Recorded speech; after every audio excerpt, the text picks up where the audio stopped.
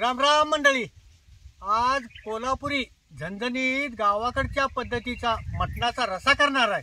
आता त्यासाठी मांद्यासकट 1 किलो मटण आणलंय, ते आता जरा धुवून घेतो।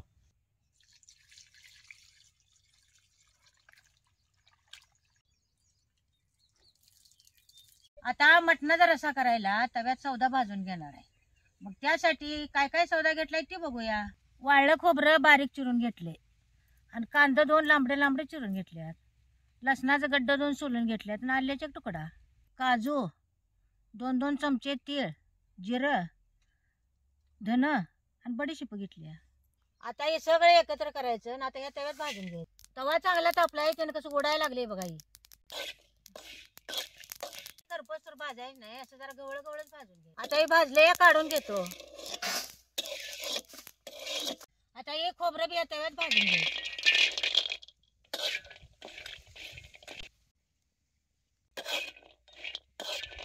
असं जरा खोबरं भाजत आलं की मग याच्यावर जरा तेल बी सोडायचं। खोबरे जरा तेल घातलं का नाही की मग खोबरं लवकर भाजतं। आता हे खोबरं भाजले जरा काढून घेतो।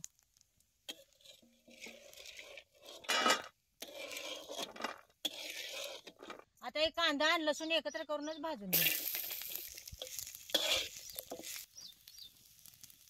मटणाच्या कालवणाला असा सरळ सौदा तव्यात भाजून घेतला तर रसा चांगला होतोय। असा लालसर वस्तूवर कांदा आणि लसूण तव्यात भाजून घ्यायचा। आता हे सगळं गार झाले शेवट पाट्या वाटायचं नाही। हे जरा सगळं गार वस्तूवर तो जरा मटण तर फोडणी टाकतो की। मटण फोडणी टाकायला जरा बारीक कांदा चिरून घ्यायचा। मटणा संग मांद फोडणी टाकायचं नाही, नाहीतर मटण शिजत तर मांद ही करते या। रसा करताना फोडणी टाकायची मांद, म्हणजे रश्यावर त्याची फुलं पावत्यात। आता या मटणाला जरा हळद आणि मीठ लावून घेतो।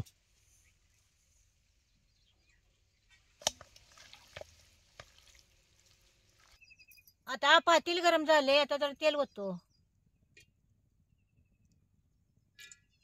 तेल चांगलं कडले शेवट बी फोडणीला कांदा टाकायचा नाही। आता तेल चांगलं कडले, आता हे बारीक चिरलेला कांदा तेलात टाकायचा।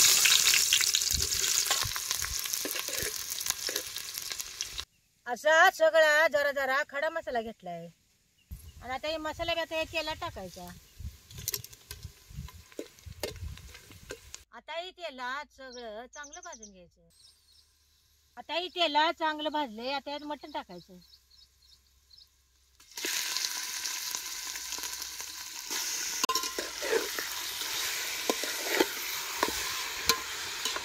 आता या मटणात लगेच पाणी घालायचं नाही, त्याचा लालसरपणा जास्तवर जर झाकून ठेवायचं, मग त्याला आमचं जरा पाणी।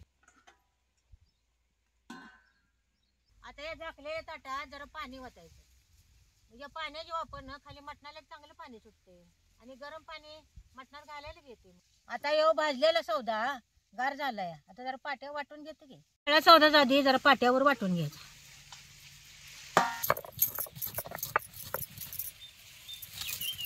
आणि सौदा तव्यात चढचढ भाजून घेतलाय, तर लगेच कसं बारीक व्हायला बघितलं का, आणि त्याचा वास बी कसा खमंग सुटलाय बघा भाजलेल्या सौद्याचा। पाटा एकदा वल्ला झाला की नाही की वाळला सौदा मग लवकर बारीक होत नाही वल्ला झाल्यावर, म्हणून असं वाळला जरा वाटून घ्यायचा। आणि बारीक झाला की मग खोबरं कांदा मग वाटायचा। आता जरा मटणाला आमचं पाणी सुटले का बघतो की।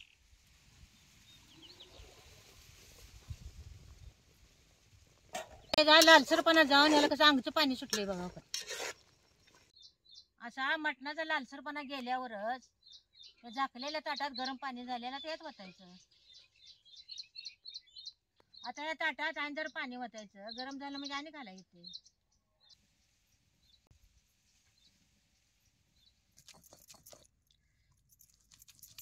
असा सौदा पाट्यावर बारीक वाटून घ्यायचा।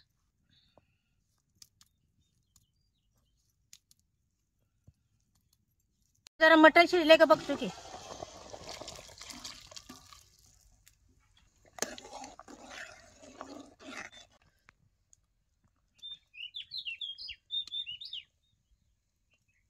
आता काय मटण शिजले, आळणी पाणी याच्यावर ओतून आता या पातेल्यात फोडणी टाकतो।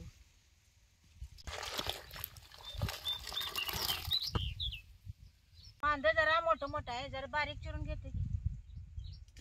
आता रसा करायला जरा तेल कमीच घालायचं.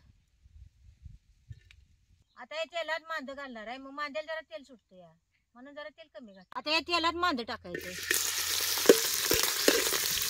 असं तेलात मांद लालसर ओसर भाजायचं, म्हणजे त्याची फुलं रसवा चांगली तरंगते. आता याच्यात 1-2 पळ्या चटणी टाकायची.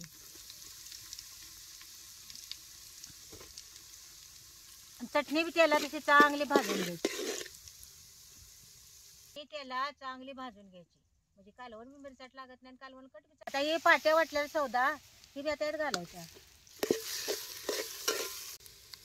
असं जरा जरा चाळणी पाणी घालून तो सौदा रट शिजवून घ्यायचा. सगळा सौदा भाजून घेतला होता, पण तेलात आता लय उशीर शिजवायला लागत. असं सौद्याला तेल सुटोसतोवर सौदा असा तेलात भाजून घ्यायचा. आता हे सौद्याच पाणी यात घालतो. आता या आळणी पाणी यात वतायचं. तुम्हाला जेवढा पाहिजे तेवढा रसा पाणी ओतून केला तर पण चालतंय. आता याच्यात जरा मीठ घालतो, जरा कोथिंबीर बी घालायची.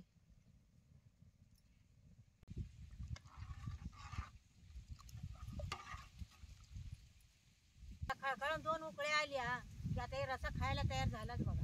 त्याला कशी चांगली खळखळून उकळ्या आल्या बघा, आणि याला कट बी कसा लाल भडक आलाय बघा. काय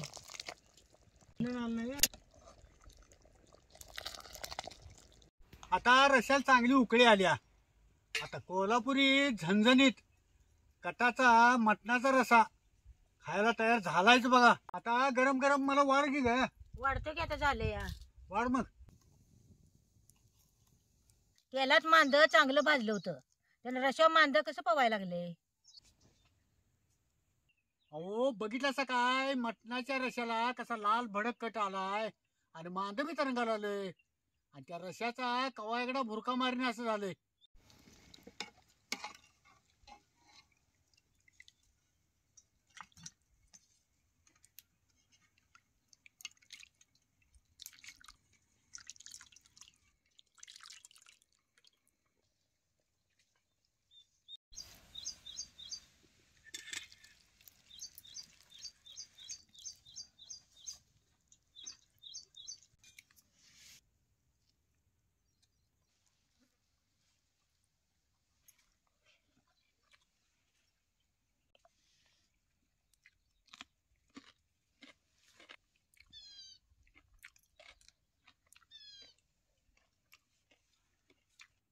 अगं मटणाचा रसा झणझणीत 1 नंबर झालाय बघ.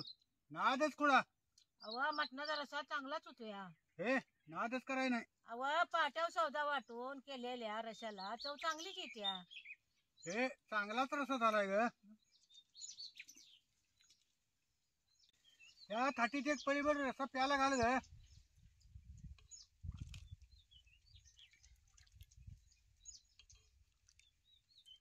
बस